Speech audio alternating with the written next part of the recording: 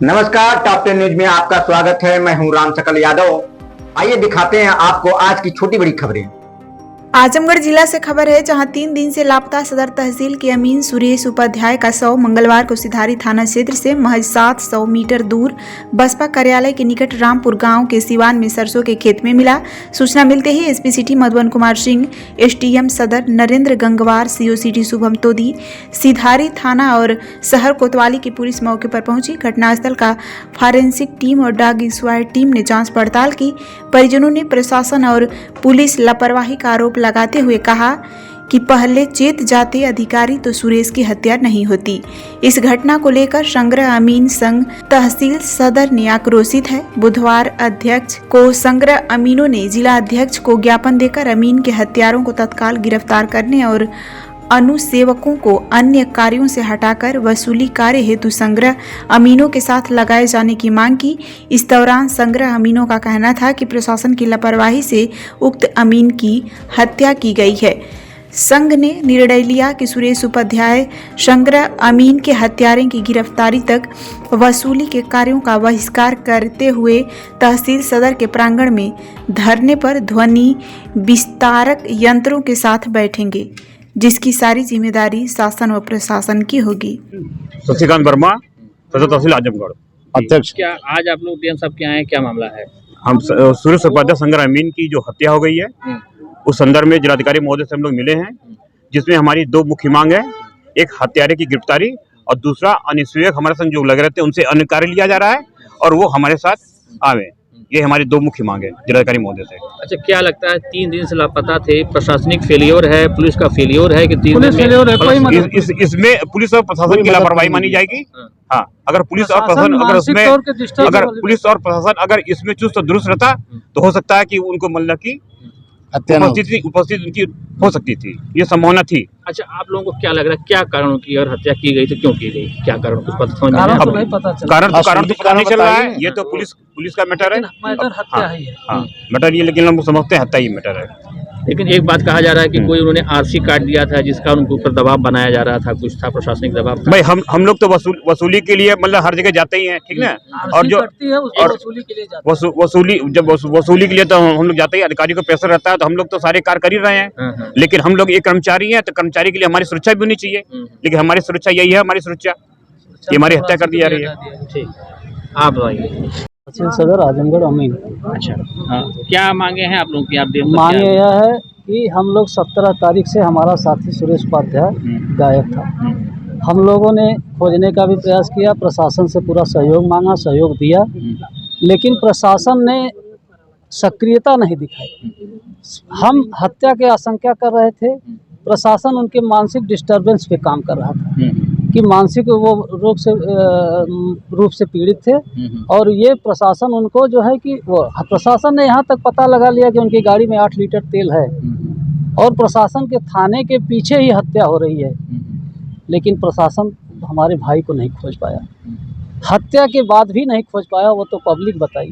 तो वैसे प्रशासन क्या जरूरत है?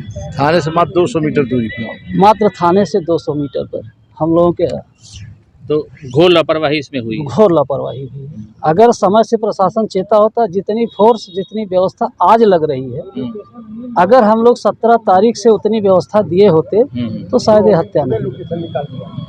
तो कारण कुछ समझ में आया? जैसे आप लोग कारण तो मेन तो यह है कि वो आज 1 महीने से डरे सहमे हुए थे।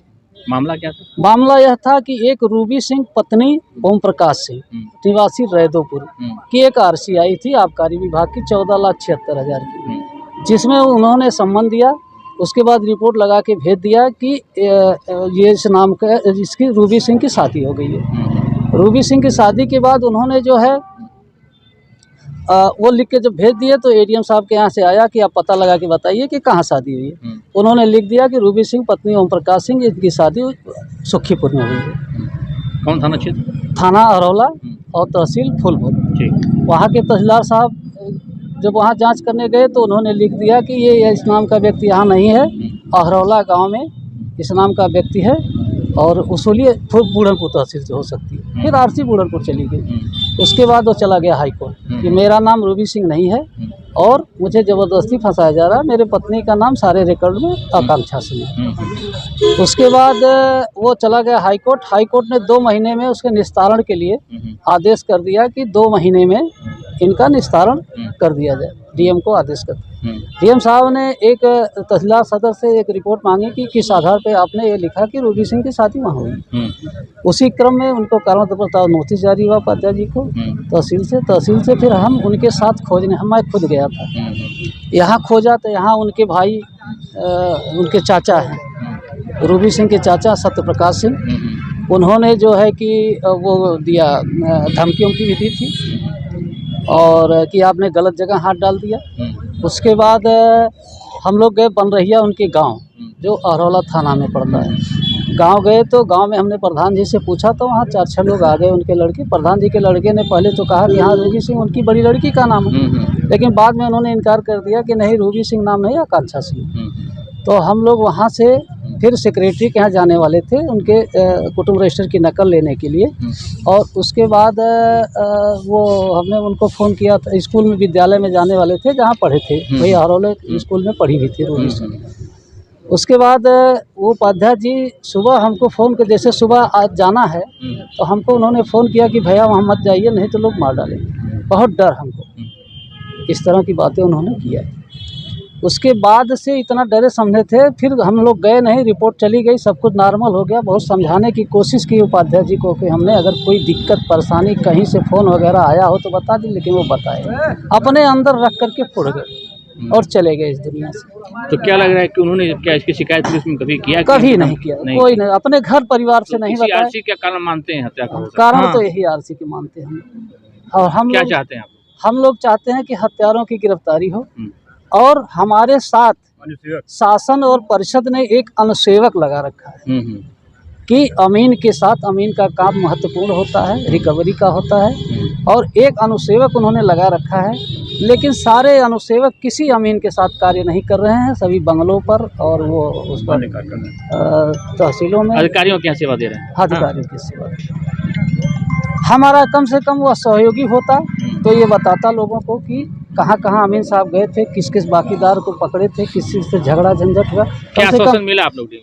आश्वासन डीएम साहब से यह मिला कि हम दोषियों को बख्शेंगे नहीं, दोषियों के खिलाफ कार्रवाई करेंगे, आप लोग अपना काम करिए, लेकिन हम लोग धरने पे बैठेंगे। कब तक चलेगा धरना? धरना वो जब तक पर्दाफाश नहीं हो जाता, पर्दाफाश नहीं हो तब तक धरना जारी तब तक धरना पर किस कारण से कैसे उनकी हत्या हुई ये तो सामने, हत्यारा कौन है उसकी गिरफ्तारी और उसको क्या सजा दी जाती, मान लीजिए गिरफ्तारी तक तो हम लोग धरने पर। ठीक।